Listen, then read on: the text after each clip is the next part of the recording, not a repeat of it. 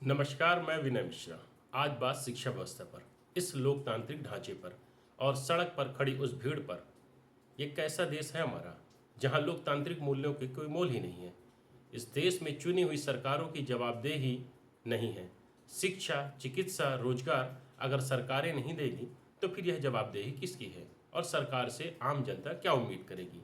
बात शिक्षा की करें तो यह व्यवस्था इतनी कमज़ोर हो रही है कि कहीं पेपर लीक हो रहे हैं, कहीं स्कूल बंद हो रहे हैं। अगर शिक्षा व्यवस्था ही बदहाल होगी तो हम अपने आप को समृद्ध, संपन्न और विश्वगुरु कैसे कह सकते हैं।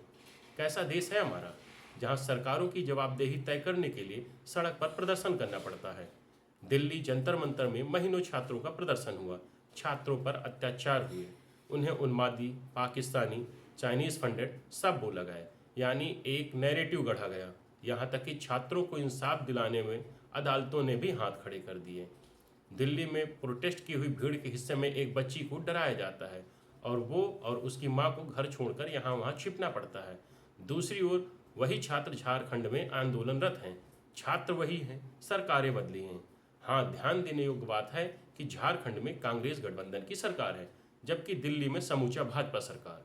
झारखंड छात्र प्रदर्शन पर एक बात निकलकर सामने आई कि सरकार वहां छात्रों को छात्र ही समझ रही है, आतंकवादी या उन्मादी नहीं।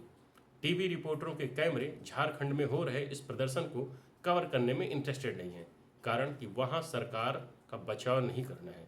यहाँ सरकार के लिए एजेंडा चलाना था, इसलिए दिन रात छात्रों को उन्मादी, पाकिस्तानी, देशद्रोही बोला जा रहा था।